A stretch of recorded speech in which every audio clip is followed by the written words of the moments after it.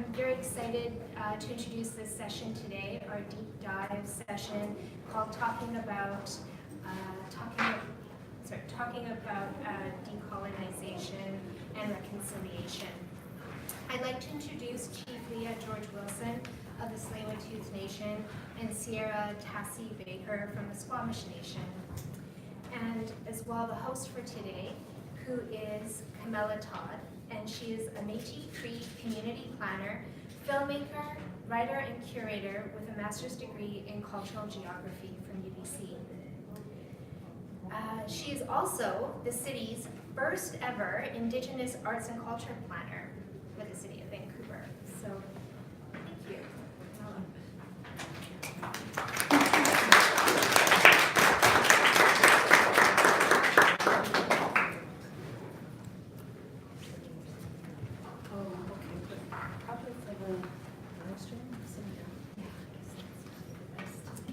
Usually I stand, but I see we're sitting. Esiamesiaya, I, Tarashkwan E, quick snalax, and the Sitsia Ama, the Mino, Synthoya, Isla Hotsian, the Ema, but Nansako, Isla Hotsian, Mitza, Quidwilum, to the Tamok, to Quanamok, Islamok. Greetings to our honored guests and my dear ones. I have good feelings in my heart to see all of you today in our language called Hakamelum, the river Hakamelum. I said my name, Chief Leah George-Wilson. I told you who my parents are and who my grandparents are, because that's part of the recognition of who we are. And I welcomed you to the shared territory of the Kwamuk people, Tsleil-Waututh, Squamish, and Musqueam. Thanking all of you for being here. And just like to note that as part of reconciliation, this is actually a really good place to start. The recognition and the welcome to the territory is actually part of our law. It isn't something that's nice to do, although it is nice to do. It is part of our law, and I'm obligated to welcome you here today. And it's my pleasure. Hi, my name is Sierra Tasi Baker. My Kwakwaka'wakwa name is Gesuguela, which means creator or creative one. Kayashtan, which loosely translates to welcome to our territory. My hands are up to you. My late grandmother is Takogilokwa, which means copper woman. She passed away last year, but she's passed on a lot of knowledge to my family. And my grandfather is Dan Baker, who's Squamish and Musqueam. And I'm really excited to be here. I'm a descendant, as I'm sure so is Chief Leah, of many chieftains, as well as some early explorers that I'd be happy to talk about later as we continue on. I'm really happy to be here. I have my master's in sustainable city planning and my undergrad in sustainable architecture and design, with a focus on post-Salish design methodologies as well as Indigenous consultation. So, thanks for having me here. Tansei, my name is Kamala Todd, and I was born and raised here in these beautiful lands. Lucky me, and my children were born and raised here. But I'm not of these lands. My own ancestors are Métis and Cree and Eastern European. So because I was blessed to be born in these lands and my ancestors are elsewhere, and because I have my own cultural teachings of reciprocity and responsibility, and because I have been blessed to know people here who have been so welcoming and generous with me and shared many stories with me, I'm continuously learning what it means to live on these lands of the Musqueam, Squamish, and Tsleil-Waututh people, and how to be a good guest, visitor, uninvited guest, settler, whatever I call myself, and how to live those teachings of reciprocity and accountability. And so all of my work has been about sharing what I have been taught about these lands and trying to decolonize the very colonial urban landscape that I've grown up in. And so we're going to chat today and just learn and share and reflect on what it means to be in these lands and what our own relationships are with these lands if our ancestors aren't from here, and what our own responsibilities are if we're lucky enough to live on these lands or other Indigenous lands that are not our own.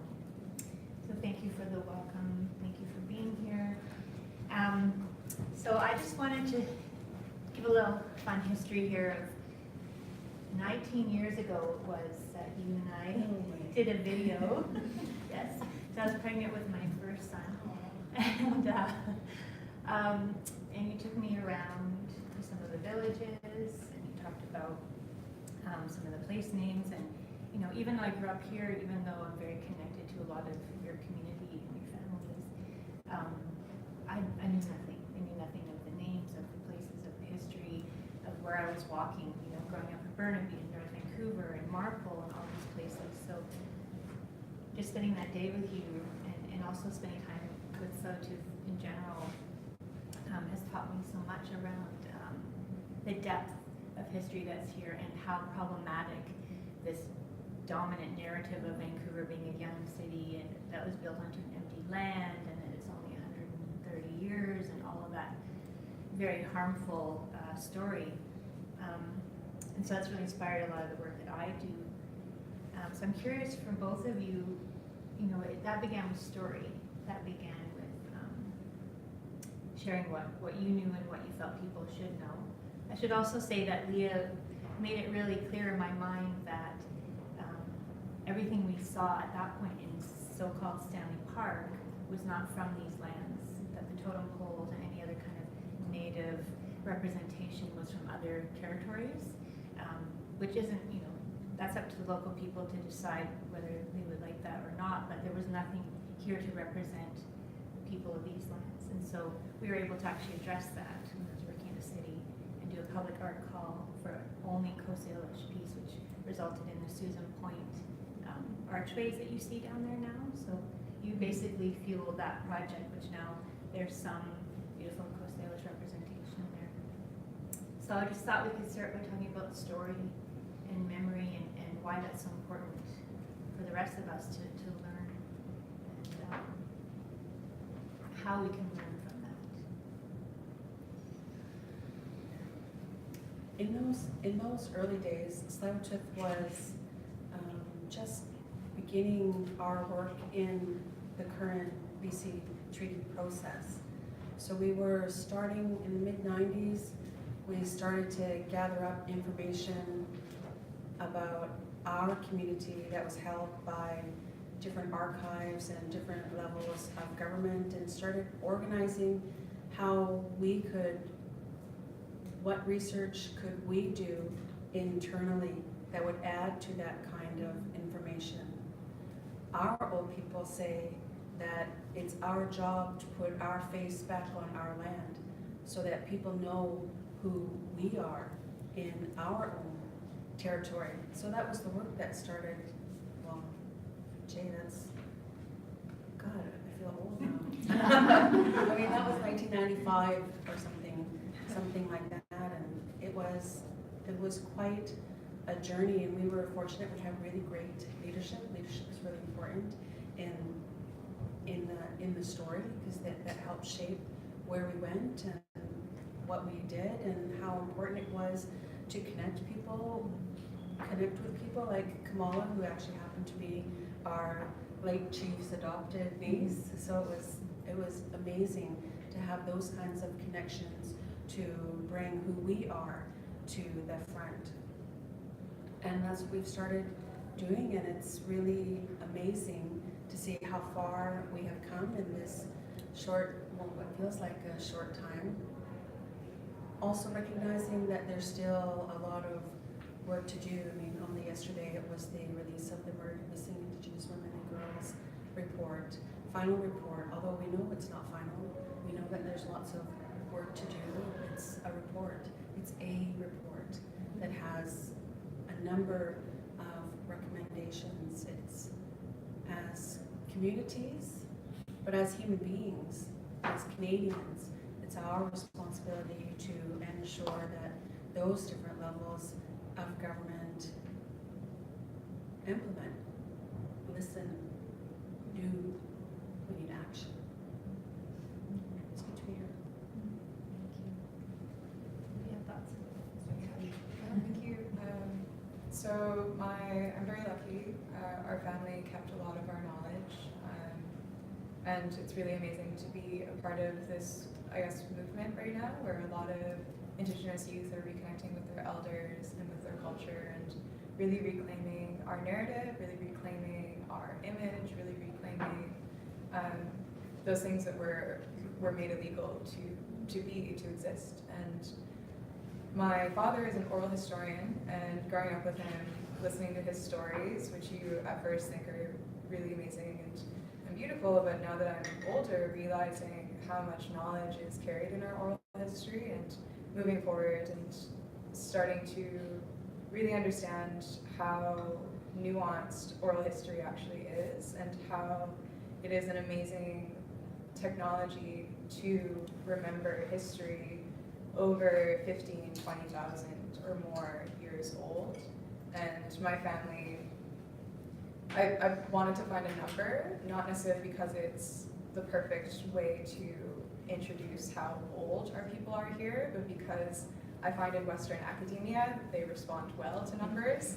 So our number is, my family has been here for 809 generations. And that alone, I think, hopefully translates into Western understanding of time and generational time. And because I feel very connected to generational time, and because I'm able to interact with my father in generational time, I've been able to start learning about the history here in North Vancouver and combining oral history with primary research, and finding out that a lot of textbooks and history books are often developed from secondary research and not primary sources like oral historians or archival research, because photography and European explorers only really started coming here in the 1700s, and photography in the mid-1800s. Archival research can only get us so far, but in combination with oral history, there's a lot to be understood and uncovered, and we're really working on developing a narrative that really reflects the true history of this area. And hopefully, as we continue developing this narrative and co-developing this narrative, we can start presenting a complete history of our area, and hopefully moving forward from there, we can continue the work that's been being done in a way that's really positive and can build a foundation that we can all learn and grow from. And yeah, story means a lot more in our culture than I think has been taught in Western. I think story in Western is considered, folk tales. And I think it would be really amazing if Western started looking at their folk tales in a little bit more of a nuanced light as well, as much as our stories are so coded and so technical and really a profound way of keeping knowledge and history that's very engaging. It's harder to engage with the textbook than I think when you engage with our history. You can actually smell, taste, hear what was actually happening at the time when you listen to an oral historian, and you can actually be at that event. And I think it's really amazing because that's not just, our oral historians don't just remember like one event really well, they remember our entire history really well. And it's really an amazing experience to be involved in this, I guess, would you call it Renaissance? Is that the right word? I don't know if that's the right translation, but it feels a bit, this resurgence is a really great experience to be a part of, and I'm excited for how all of you can eventually be a part of it or are a part of it now. So, thanks. Bring up anything else for you?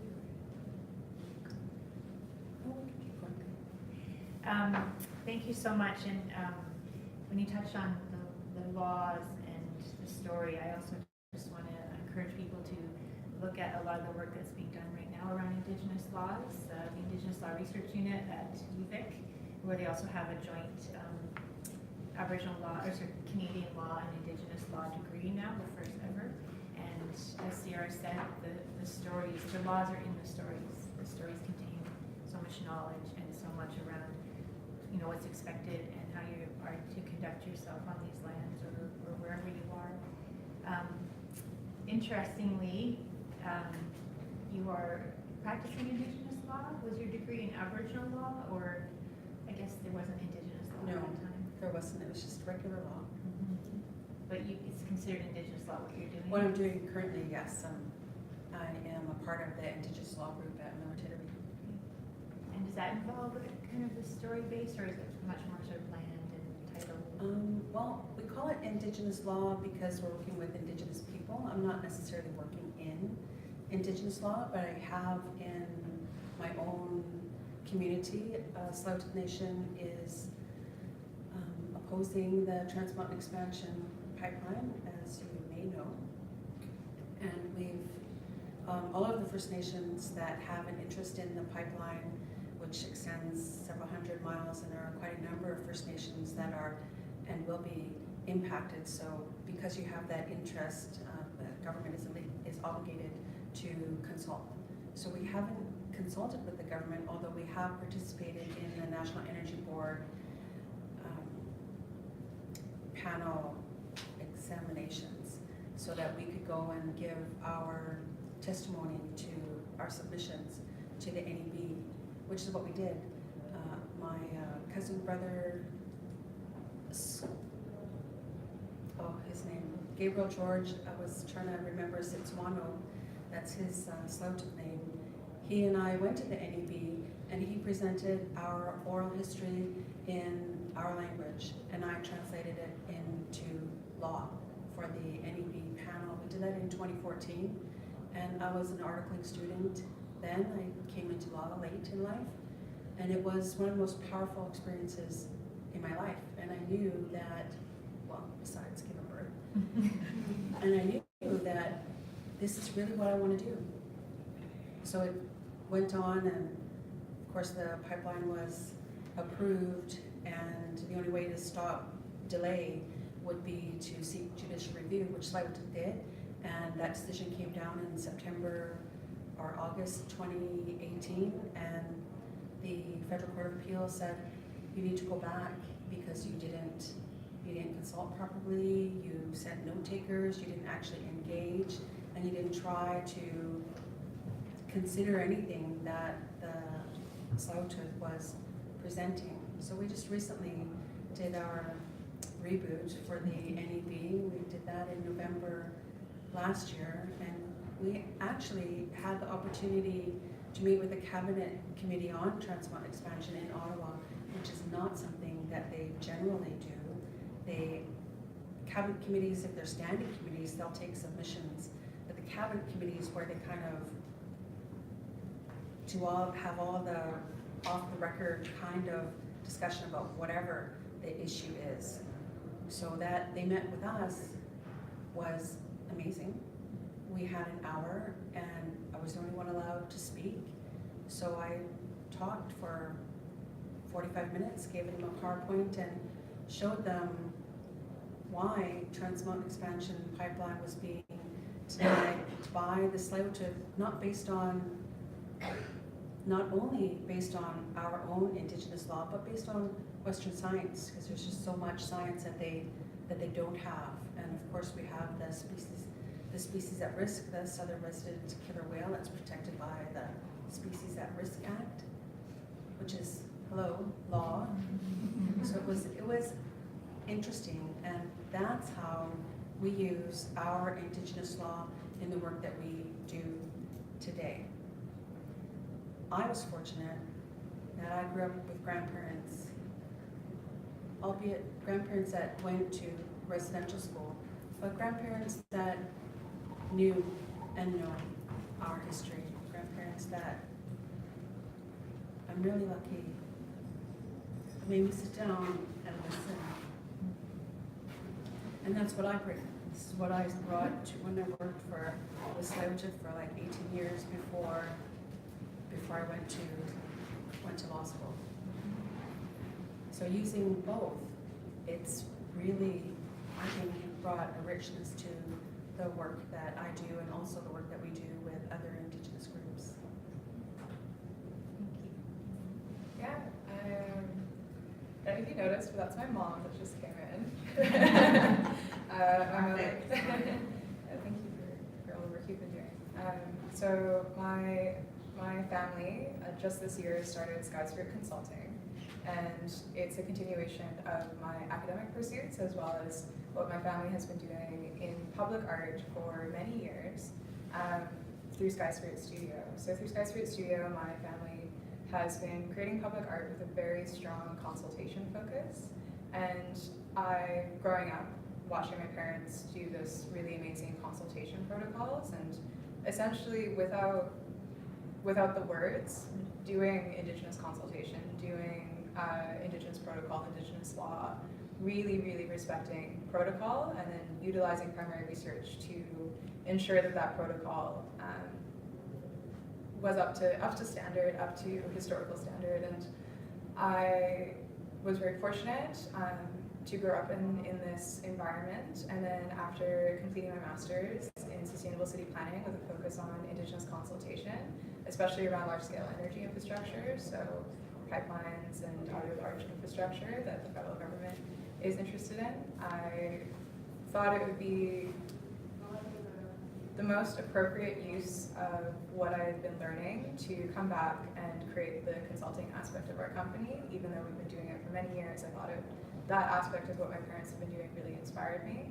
And instead of creating this company as a consulting platform, actually completely rooting it in Indigenous protocol, in Indigenous law, and really researching through oral history, really paying attention to primary research. So for example, looking at Captain Vancouver when he came over to this area and utilizing the cross-pollinating the oral history with what Captain Vancouver wrote to understand how that ceremony and protocol happens, and then really making sure that through history, through oral history, through what feels right now, that as we move forward, everything is based in Indigenous law and protocol. And maybe to talk about Captain Vancouver when he came over here. When Captain Vancouver came into this area, he met with my ancestor, Chief Capilano, who our family is a direct descendant of. There's many direct descendants. We have a very huge family. And when Captain Vancouver met with Chief Capilano, they enacted something called a line in the sand protocols, or what we're calling a line in the sand protocols, because when Captain Vancouver was interested in coming ashore, there was a long process that potentially lasted a week or much longer, where processing was very important. So processing what people said, not rushing the experience, not rushing each other, not pressuring each other was really important. And a line in the sand was eventually drawn where Captain Vancouver's crew sat on one side and Chief Capilano, including Kwasan, other noblewomen and translators, would sit on the other side, and the land title and right holders, and they discussed the terms of Captain Vancouver coming ashore. Now this conversation probably lasted hours, and for whatever reason, if that conversation there wasn't an agreement at the end of that conversation, they would have gone home and gone to bed. Like, it wasn't, you have to make a decision right now. And it was very respectful of processing, it was very respectful of protocol, it was very respectful of the land title and right holders who access the space. And eventually, when agreement was made, they would blur the line in the sand, and they invited Captain Vancouver ashore, and they hosted a great, huge potlatch, and Captain Vancouver actually put on a fireworks display for my family, and I find it really interesting that we still have large fireworks displays here, and I don't think we know that that was a precedent set by Captain Vancouver. Those fireworks would have been originally from China. So yeah, very exciting time, and our family, in goodwill, for my family's goodwill to have Captain Vancouver here, resulted in a marriage between Captain Vancouver's mapmaker, Joseph Baker, with Kwasan, my ancestor, and this started a really profound time in our history in this area where there were really good relations originally between the early explorers. We're currently in the process of researching what went south after this, so we'll come back with more updates, but I think just looking at the line in the sand and knowing that Captain Vancouver, who came over here all the way from London, England, and was able to be respectful, was able to understand protocol, and was able to come into this territory and really highly regard the Indigenous women and leaders that he saw here. Captain Vancouver, I believe, was quoted to say that the women looked very noble when he came ashore, and he was very inspired and impressed by the noble women here in Vancouver, or in our territory, in Coast Salish territory, And unfortunately, when he went back to London, they weren't so pleased with him enjoying this so much. But I think it just really speaks to the original relation that we were developing. And this original relationship, I think, is a really good precedent moving forward. And it's very unfortunate that we now have this period of extreme trauma. But like I said, my family has been here for 809 generations, and for several generations we've had extreme trauma. I don't think we need to identify anymore with the incredible trauma we've experienced. We still need to heal from it. There's a lot of resources that aren't available to a lot of nations. However, we have thousands and thousands of years of this nobility, this strength, this resilience that I think we can really identify with now. And I'm really excited, like I said before, to be a part of that moving forward. And I'm really excited to continue to translate, be in this process of translating, like Kwassan and how she probably translated this line in the sand protocol, and be this kind of bridge between Indigenous law and English. It's a very fun process to try and translate essentially an entirely different civilization into English, but I think it's a really exciting experience, and I'm excited to keep moving forward. Thank you.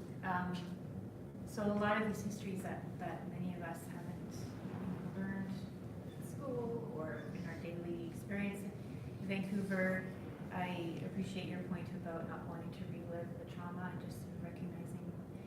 So when you talk about the strength and the resilience, I think it's unbelievable to me, that degree of resilience in face of so much. So just wanting to acknowledge that a lot of the history of this place that from that point on of not respecting the laws of these lands and not seeing the people here as having jurisdiction or having rights, or that kind of frontier colonial impact that came here, that's still very much the legacy that we're living with. I look at it sort of like it's depopulation, smallpox. It's sort of trying to take the people off their land. It's this erasure, this genocidal impulse and actions. So in the face of all those impacts, everything that I have ever heard from yourself, from your communities, is about the strength and the resilience, and to still be under siege, to still be having to protect your lands and waters from the endless impacts and threats, must just be the most tiring experience, and yet the strength and the resilience and the love. Actually, Leah and her sister Carlene are probably my biggest role models. When I get really angry, I just think, what would Leah and Carlene do? Like, I actually think, because you're so positive in face of, and because I don't have to live that experience of having my lands treated like that. So maybe you can speak a bit to that, the love that your family continuously shares, and I guess what keeps you strong, and what you would like the rest of us to learn from that in terms of being, loving this land. This land is beautiful. I mean, the city itself is beautiful, and people love to come here, and it's lovely. And where I live in North Vancouver, probably half hour northeast of here, it's even more beautiful. Sometimes there's deer in my yard. I do live in District of North Vancouver, so there are a lot of, our little reserve land is totally surrounded by other houses, and we're located right on Burrard Inlet. But if we got on a boat and went up the Burrard Inlet and proceeded to go farther to the Indian Arm, we'd be in wilderness. And that's, to me, where the real beauty is in this area. You don't have to go very far, where you're in places where nobody lives, when you're on water that that your ancestors have been on since time out of mind. It's an amazing connection. Our people love it where we live, and it is within living memory of the things that we were able to harvest from the beach right in front of where I grew up. We can't anymore. But at the same time, that harvesting is an Aboriginal right that's protected by the Constitution of Canada. So I have an Aboriginal right to harvest, but that right is empty because I can't harvest everything. We can still get crabs, because crabs are on top of all the polluted gunk, but clams and oysters can't. And there are things that don't grow there anymore, and of course we actually had a herring run for the first time in over 100 years in up the Burrard Inlet, but also in the Howe Sound. And the way that our people harvested herring is, it's the roe, right? So our people would put branches into water, and the herring would spawn on those branches. And in our language, that's called zamish, and it's herring spawn on fir branches. That's the way they used to harvest, but we didn't know the herring was coming. And when our natural resources crew, so we do a lot of work on the land, especially up in the Aging River on riparian restoration, saw like yards of herring roe on the beach, and they took pictures. And if you didn't know what you were looking for, it just looks pretty. And they didn't, and then but they knew, and they took pictures and they brought it back to the community. And all of us that are of the generations that know, were thinking, damn, if we would have knew, we would have put branches in the water and we could have harvested. Because up in the Howe Sound, they did. I can't remember if it was an education, it was Squamish Nation education, but I saw a clip on on our current newspaper, Facebook, that they showed the students had put the branches into the water on these long lines, and then they harvest them. So they pulled it up, and you could see all the herring roe on the branches. It was amazing, and made elders cry, because it was something that hadn't been seen and hadn't been done for over 100 years. It was amazing. And those are the kinds of things that we are constantly showing to different levels of government to say, you know, all of what we do isn't in the past. All of what we do, who we are and what we know about our land, and how we harvest and when and where we harvest, we know still. It's not in the ancient history, it's in living memory. It's in this generation's memory. It's what this generation can do. It's amazing. I love it when we can do that. And I love it that we have next generations like this lovely that are understanding all of these things and the importance of holding on. My grandfather used to say that this is the way that we should hold knowledge, like this. We shouldn't hold it like this.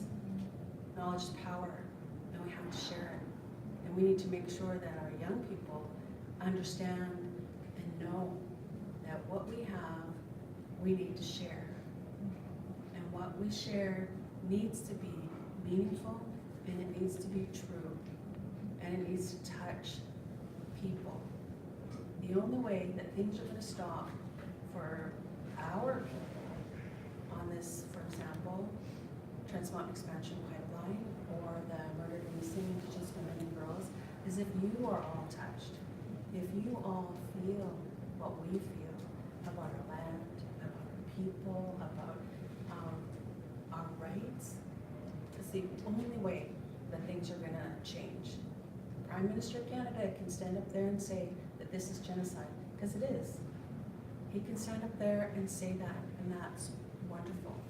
It's wonderful because I don't know that we've heard that from any other leader, but what we need in addition to that is the action. So I'm glad that there was a murdered and missing Indigenous women and girls report. What I want to see is the implementation of those calls to action, in the same way that we have implementation on the Truth and Reconciliation Commission. We have all these commissions for a reason. We have them because apparently as a society, we don't know. So we need to know. But we need to know all together and do all of this together, because having clean water is not just for me and Sierra and our people. It's for all of the people in the greater city of Vancouver and in British Columbia. What we protect isn't just for us. It doesn't just benefit my daughter or my future grandchildren or the next generations to come.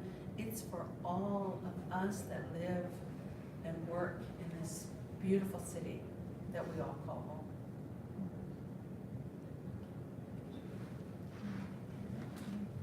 That's so beautiful. I think what Leah's talking about is, so I have this academic background now, and as I was saying before, a lot of what I've been working on is translating and trying to understand these concepts at their root. And I think what we're talking about is intersectionality, and that word essentially means that all these issues, they interrelate. So LGBTQ2+ issues interrelate with climate change, interrelate with Indigenous rights, interrelate with feminism, interrelate all of these issues that we are probably all collectively contributing some kind of movement towards. They all help each other. And what I was really interested in is, where is this strife coming from, and where is the root of that strife that we're all dealing with? So in my dissertation, I was really interested in looking at the history of colonial thought. So I went all the way back to the Pope and the Vatican, and started looking at where this colonial thought originated from. And there's a lot of politics around this, a lot of history that I could get into, but it's a lot. But there are these three papal bulls, Dum Diversas Romanus Pontifex, and one day I'll memorize them all in conjunction, but there's three of these papal bulls that essentially allowed the colonization of originally Africa, which those papal bulls were then allowed the colonization of this area. And these papal bulls were inspired by the Summa Theologica by St. Thomas Aquinas, and it essentially allowed for the genocide of anybody who didn't believe in Christianity. So anyone who was pagan, who had nature-based beliefs, who had a really unique understanding of how to live in harmony with nature, and not, I think this idea of living in harmony with nature has a little bit of spectacle to it, but there's an honest, true way to be able to do that isn't, like this noble Indigenous person like off in the woods. It's a really beautiful way of life and way of living, and I hope that we can share that knowledge with you in the future. But these papal bulls came over to the Americas, and this allowed the cultural genocide and ecocide of this area. And as I kept looking at it and looking at the wording of it, I realized, and I started looking at why are these papal bulls still in effect? Like, a lot of the wording is still affecting how policy is made, is still affecting the wording that's being used, is still affecting how pipelines are being pushed through, how just a lot of these intersectional issues are getting really negatively affected by this wording. So I was very curious about that, and then realized later that the wording of the papal bulls was actually inducted into Canada's canon law. So that wording of these papal bulls was actually put into Canadian law. So why is it so difficult for reconciliation? Why are we struggling to be allies? Why are we struggling to create resources? Why are we struggling to create capacity? And even though a lot of us are really genuinely wanting to do that, why is it so difficult? And a lot of that is because the foundation that we are dealing with was written based on these theologies. And what makes that so difficult is to appropriately address these very negative theologies. We have to rewrite. So we're in this era where we need to rewrite a lot of how law is spoken about. We need to rewrite how history is spoken about. We need to rewrite so many ways of how our infrastructure is upheld and how our infrastructure is talked about. And if you look into something called the concept of governance, so the idea that people act according to policy with minimal push, it's really fascinating how through governance, these papables, this wording is still being enacted, and very seemingly subconsciously. It's easier to act in the way that it's been set up than it is to act in an Indigenous worldview. So how I've been thinking about the best ways to rewrite, the best ways to readdress these as what Leah was talking about is really compassion and love. But the way my brain enjoys working is very academic and technical. And I started trying to translate again how Western really enjoys numbers. So I figured there's these 3 buckskin curtains, as Harold Cardinal said when he was originally fighting the first white paper, and which is the first buckskin curtain, this block towards really becoming true allyship, true moving forward, true equal friendship and shared interest, is a fear of the wild, which underpins a lot of how Western society has been set up. So if you look at any garden at all, the whole purpose of a garden is to make it look like you have control over nature or your environment. So that's right away really apparent in green, beautiful lawns, really apparent in landscaped, manicured spaces, and a fear of the wild makes it very difficult for people to realize why we are so comfortable and confident and at our best and most beautiful when we are living in harmony with the wild, or even concepts of the wild. The second is a fear of dispossession. If we truly actually talk about reconciliation, what does that mean for people living on unceded territory? So I think that's stopping the conversation from having a beautiful unfolding. And I think if we address that fear of dispossession that we may or may not be experiencing, even at a subconscious level, I think we can start having really meaningful conversations moving forward. And the third is a fear of the unknown. So this is in conjunction with the fear of the wild, but like I was saying before, when Captain Vancouver came here, he didn't have, he had an agenda, but Captain Vancouver tried his best to make sure that agenda wasn't informing his decisions, and he was actually creating rightful relations. Unfortunately, his desire to do so didn't work out how he was hoping. However, when Captain Vancouver came and did align with sand protocols, he didn't have an idea of how he wanted that to work out. He allowed that conversation to unfold, and to allow any conversation to unfold, you have to be comfortable with the unknown. Now in politics, this is very difficult because of how it's set up. There are timelines, you need to have deliverables, you need to have numbers, and you need to sound like you're having a comfortable, confident conversation when you're in politics, which makes it very difficult to have an uncomfortable, unconfident, unknown conversation, which is often very much necessary when you're talking about reconciliation, because you need to not know what the outcome is going to be. That's a requirement in these conversations. And once you can really address the fear of the unknown, fear of the wild, fear of dispossession, I think we can really have that love, compassion, understanding relationship, and that shared relationship that I think we're all working towards. But yeah, addressing those few things I think are really important in moving forward.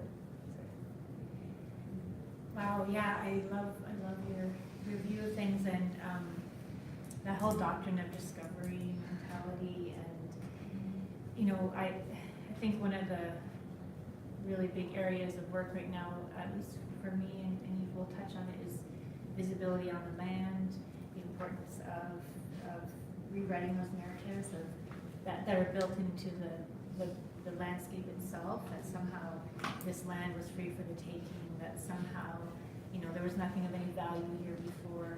These cultural ideas about extracting, and that the land is there for us to do with as we please, as opposed to living in balance and relationship, which, as much as people do think that's a romantic idea, it is the way of all Indigenous cultures across Turtle Island. As much as they're diverse, it is a common philosophy and belief system, legal governance system is to live that way, because it's the only way to survive, is to live in balance. You can't survive if you continually extract and only pollute and you know, feel that you're at the top of some kind of pyramid.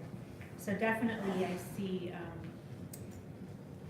the impact that it can have when people encounter those narratives, those other stories, the language, to know that there's much more going on here, to try to address those assumptions about who's in control. So written into Vancouver's story, just as you're talking about how much is embedded into the written law, written into Vancouver's story is this idea that it's this wonderful pioneer tale of conquering the wilderness and an empty land, more or less, and that the dominant white culture is the caretaker of this place, and that's of course not true, and is actually, you know, a problematic philosophy. So those are some of the things I can see that we're up against in terms of addressing those stories and the harms that they continue to perpetuate. Because there is this idea that certain people are at the helm of any kind of change or of any kind of innovation or decision making about where we live. So maybe just in the last little bit we can talk about how you think we can help to change those attitudes, because I come up across it a lot. People who still cling to this idea that they are the founding culture of this place and that you know, everything else is just in the past and just move forward. But how do we actually embed so that we should be following the laws of these lands? We should be following the scientific knowledge of the people who have lived here for thousands of years. So how do we start to make that? I love your idea about the translation. But you know, I mean, you're tireless in all of your work around governance and law and land, protecting the lands and waters. How do you see us helping rewrite those stories and really address those narratives of doctrine of discovery and empty land and all of that? I think for this society, we start with our elected people. You all need to elect people that can help implement the UN Declaration of the Rights of Indigenous People. You all need to elect people that will help to protect our environment. You all need to elect people who understand the importance of clean air, clean water, the right to live in this kind of space, and the right to work and to be able to raise your families. I think that's the way that we can facilitate this change. Our people are already doing everything that we can to help facilitate this change. Every time a commission comes along, or every time people stop and think, oh, well, we should probably find out what the Indigenous people are thinking. Our people come to the table and roll their sleeves up and do the work. That's what our old people said. My grandfather said, you have to show up and you have to do the work. Nobody's going to do it for you. You have to do it. That's what we do. That's why we seem so tireless, because we know that's the only way that other people are going to be able to hear us. So we do our job, you need to go out there and do yours. If you can't find somebody that you want to vote for, then maybe you need to be the person that's running in the race. Look at what we have here in this Vancouver Bramble riding. We had Jody Wilson-Raybould, an Indigenous woman who made it to Attorney General, Minister of Justice in Canada. The first Aboriginal Indigenous woman to hold such a position. And then look what happened. Now she's running as an independent in Vancouver Granville riding. And what's amazing is that half of the board from the Liberal riding quit the Liberal riding, and they're going to work for Jody Wilson-Raybould's independent campaign. How amazing is that? 9 of 15 left, and are now, and some of them are going to work on her re-election campaign. That says a lot about the truth telling, that says a lot about integrity, and that says a lot about leadership. And those are the kinds of leaders that we need in our government. Even if they're independent, it's going to help, because we don't have that now. So there are a number of First Nations, Indigenous people that are running for office in the next federal election. I think that's really important, and we need to support them. And they're not all going to be in the same party. They're going to be independents, they're going to be Greens, they're going to be NDPs, they might be Liberals, and they might even be Conservatives. Because maybe it only takes one to start to turn something. Maybe it only takes one. And it doesn't matter if they're conservative. We are all human beings, and that, I think, is what we need to remember. And we need to remember in our own families, in your own family, in your own background, and where you come from. You have to remember what teachings that you have. I'm pretty sure that the teaching isn't in anybody's culture that it's okay to have a homeless population, or that it's okay that children go to school hungry, or that it's okay that there are children who don't get to go to school. I'm sure that is not okay in anybody's culture. So those are the things that we need to work together on, especially if we want to live in beautiful places like Vancouver. We're under siege. We're fighting different environmental potential disasters, and we also have, I mean, it's not an affordable city for a number of people, and is that right? No, I don't think that's right. I think there are answers, and I think together we need to find them. And that's part of the philosophy that Tsleil-Waututh has always brought to the table. We're here to help do the work. We recognize and understand that the 2.5 million people, more or less, that live in the greater Vancouver area are not going anywhere. Tsleil-Waututh, Squamish, Musqueam, we've been here since time out of mind. Pretty sure we're not going anywhere. Therefore, we need to find a way to work together. Musqueam, Squamish, and Tsleil-Waututh have found ways to work together, in particular with the real estate developments that are occurring right now in the city of Vancouver. And pretty ironic that we're now the richest landowners in the city of Vancouver. That's our traditional territory. I mean, that's pretty amazing. And that Squamish on their reserve land wants to develop 3,000 rental units for the city of Vancouver, not for the city, but within the city of Vancouver, so that regular folks like you and I can actually live in Kitsilano. Like, how freaking amazing is that? Biggest irony there is that the people in the Kitsilano area wonder out loud whether or not Squamish Nation will consult them. That is, to me, the sweetest irony. So if we all work together, If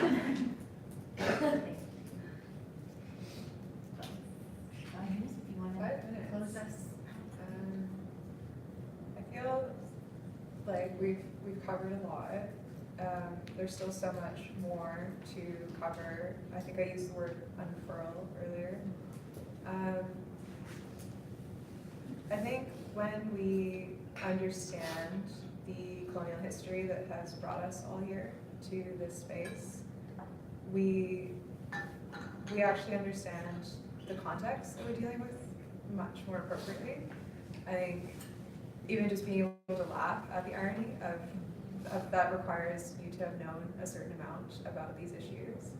And I don't know, when I hear things like, oh, we have an empty land, it's amusing to me now. It was upsetting. It was very upsetting when I first realized that's how people thought about it. But now, with this reclamation of our culture, our people, our resilience, our strength, our nobility, it's really funny.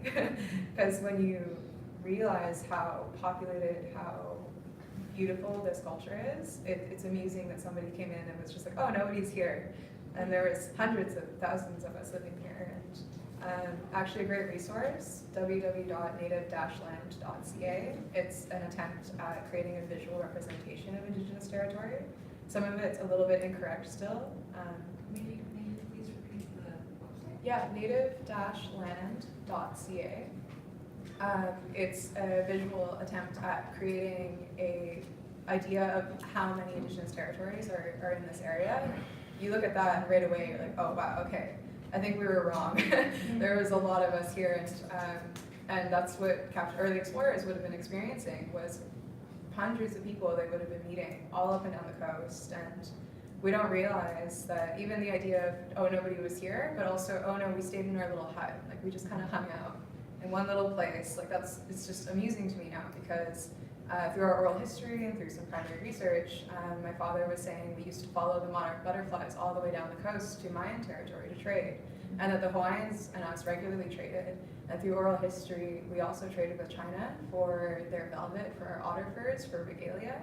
And there was also, I think when Jose Nalvarez was here in Nootka area, he recorded that there was Plains Indigenous trading already happening. So not only were we trading across Canada, we were trading up and down the coast. And not only were we trading up and down the coast, we were trading across the ocean. And we have ocean-going canoes, and even when you just know that, you're like, oh, okay, I get it. Like, it's funny now. But yeah, I think, rewriting that history is so important, because I think when we're all better informed, we can make better informed decisions about how we move forward, and things become really, really clear. Like, it's just clear that we're here, we're strong, but 20-ish years ago, it wasn't so clear, and even now we're still a little bit muggy in a few areas, especially in politics, of what are the clear decisions, what are the clear facts, what are the clear ways forward. And the more we understand the history, the more we self-educate, the more we reach out and talk to Indigenous people, the more we understand the true history and context of this area, the more that we center ourselves in an Indigenous worldview, which we're all capable of doing, and you're all included in our worldview. I include you in my Indigenous worldview. I challenge you to think about what it means to be a witness to this. And when I challenge and call on you to be a witness, that means that you are part of our Indigenous law. Our Indigenous law never left, so you're still all a part of it, whether or not we all realize or not. And the more we start recontextualizing our experience of living here in that Indigenous worldview, which is accessible to everyone, I think we can really have clear ways forward. I think people can find a lot of purpose. I think people can find a lot of meaning in living here and living on this land. And I'm really excited for everyone to have that positivity, but also strength to keep moving forward. Keep fighting the good fight. But yeah, thank you. Thank you so much. Of course, it would be nice if we had more time, because we could be in conversation for a very long time. Just a couple of quick other suggestions. So each of the local nations have their own websites, so if you haven't already gone to them, there's a lot of rich information there. In terms of Indigenous science, there's a lot out there. I'd like to plug my mom's show, Coyote Science, on APTN. All the episodes are available from first season. A lot of incredible knowledge holders there, as a way to just, a taste of just the depth of Indigenous knowledge, and that our knowledge is science. I mentioned Indigenous law work at UVic. There's also a ReLaw program here locally, again, about restoring and helping to share the laws of people's territories.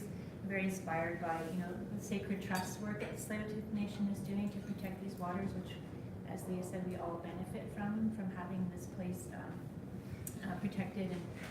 And so for me, whatever I can do to support the people of these lands to continue to have those relationships and those stewardship obligations and relationships, and give back as much as I can to, and live my own responsibilities on these lands. So hopefully you're as inspired as I am continuously, and just more reflection about our place here and our relationship to this place, or wherever your home may be. So hi for being here, and we'll hang out for a few minutes, I think. I don't think we're getting kicked out right away. I'd love to mention two other resources as well. So the Haida film, Edge of the Knife, it just came out. It's available on iTunes. It just won a Leo Award.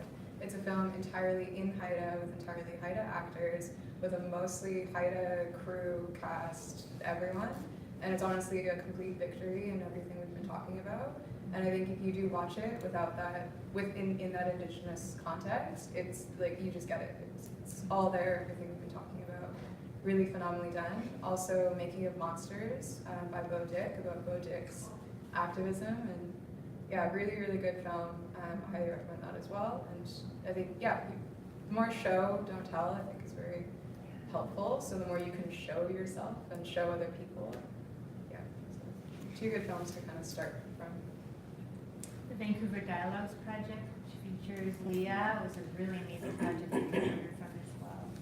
Yeah, I love videos, it's a good learning resource. It's great. Thank you so much.